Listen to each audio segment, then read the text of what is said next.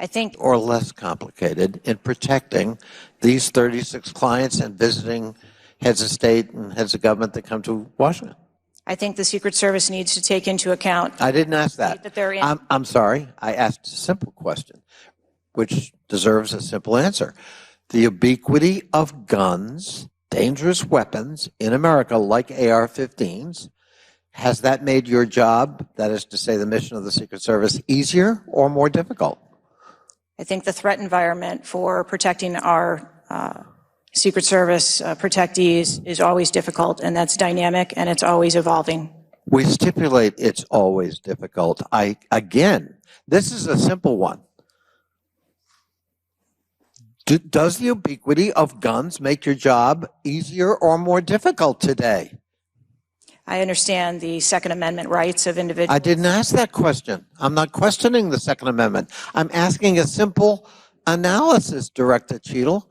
And I can tell you, you're not making my job easier in terms of assessing your qualification for continuing on as director.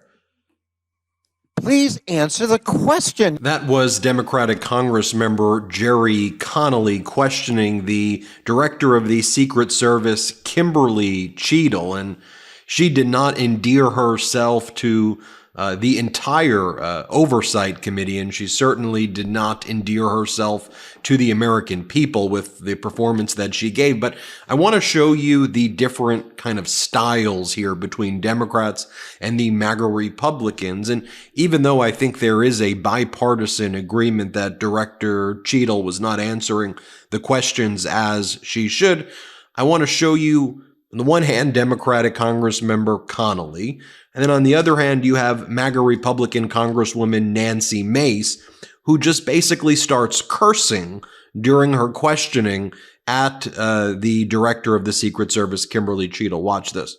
You stated earlier, Secret Service is not political. Is that correct? Yes. Okay. Would you say leaking your opening statement to Punchbowl News, Politico's Playbook, and Washington Post several hours before you sent it to this committee as being political? Yes or no? I have no idea how my statement got out.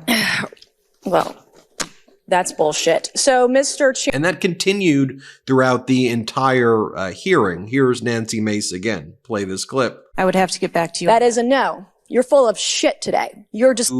AOC, Democratic Congresswoman, and what AOC was using her time for to really get to the answers and to also point out the dangers of AR-15s and these weapons of war that are proliferating on our streets. Play this clip.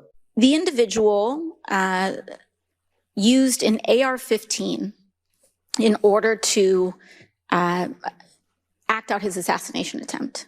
An AR-15 has a range of about 400 to 600 yards.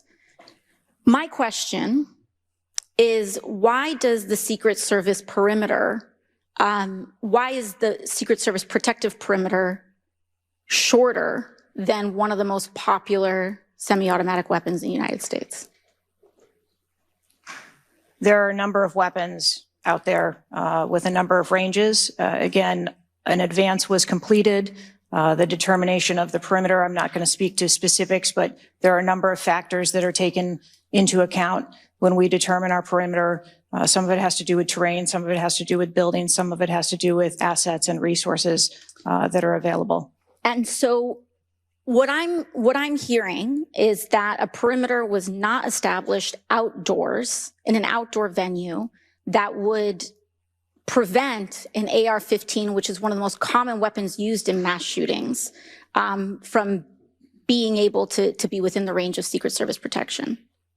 A perimeter was established, and even though there were buildings that were outside of that perimeter, it wasn't just that building. There were a number of buildings in the area, and there was overwatch that was created to help mitigate some of those buildings. Then you had this moment between this MAGA Republican congressman who said that he tried to recreate the shooting over and over again with AR-15s. And then you had Democratic Congress member Dan Goldman saying, okay, but do you realize that what you're also saying is how dangerous these AR-15s are? Here, play the clip. I have never had any long gun training in my life. I own an AR-15, and last time I shot it one time my whole life. It was 6 years ago. That is until Saturday, where we recreated the events in Savoy, Texas. We recreated what happened in Butler. I was lying prone on a sloped roof at 130 yards at 6:30 at night.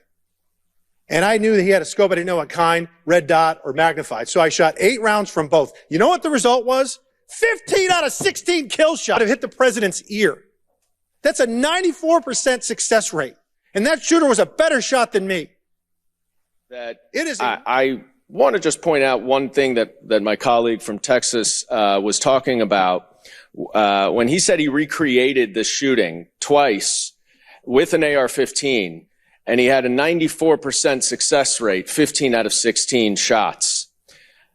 I don't know why that doesn't convince him that we should get rid of AR-15s, but clearly we need to do something about the prevalence of AR-15s and weapons of war on our streets. And I yield back. Look, I think that's an important moment because you have these MAGA Republican Congress members who wear the AR-15 pins and fetishize these weapons of war. I mean, responsible gun ownership to me is distinct and different than fetishizing weapons of war and treating it irresponsibly, right? There's responsible gun ownership pursuant to the Second Amendment. And then there's this MAGA Republican WWE cosplay fascism that to me is not envisioned by the Second Amendment. And, that's also embodied in Marjorie Taylor Greene. Here's Marjorie Taylor Greene.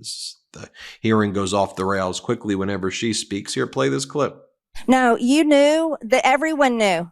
The people there knew that there was a danger. They knew there was a threat to President Trump, and it was allowed to happen. Was there a stand-down order, Ms. Cheadle? No. Was there a conspiracy to kill President Trump? Absolutely not. Then how did this happen? And why are you still sitting here not turning in your letter of resignation?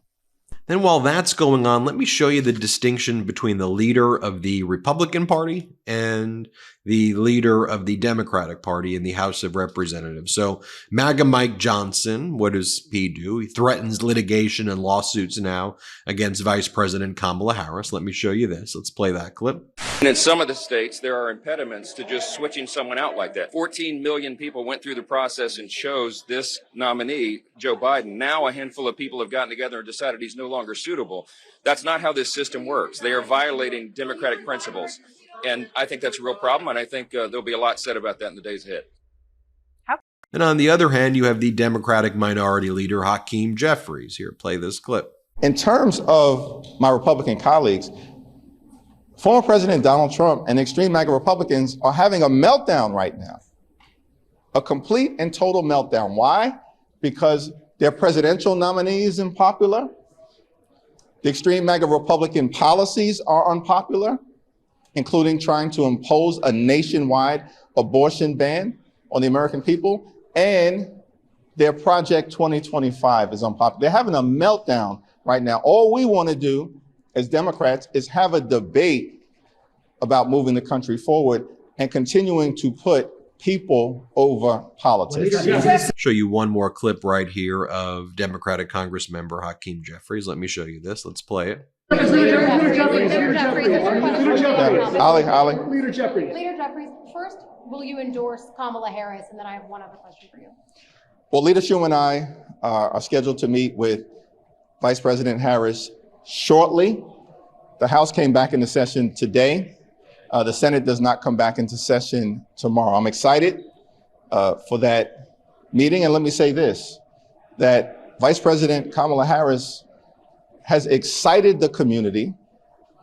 She's excited the House Democratic Caucus, and she's exciting the country.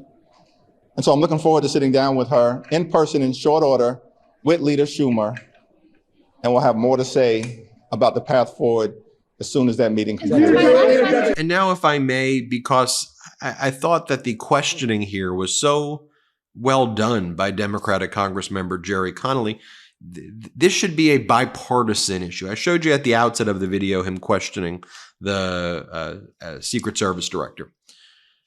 But to me, we should, as Americans, we should want answers to something like this. And the answers were unacceptable. And that doesn't have to be an issue where like these MAGA Republicans spreading these lies and conspiracies saying they tried to go after Donald Trump. When look, it was a 20-year-old white male Republican who fetishized guns and, and got his dad's AR-15. Like that's what happened. So enough with the conspiracies. Let's get the facts. Following that hearing, Jamie Raskin, the Democratic Congress member, also asked that Director Cheadle resign. By the way, I mean, after watching her there, it was not, I agree with that. She did not answer the questions that were being asked. And these are serious issues. And she did not seem to be appropriately responsive at all. Let me know what you think. Hit subscribe in the question. Hit subscribe below. Let's get to 3 million subscribers. Bye.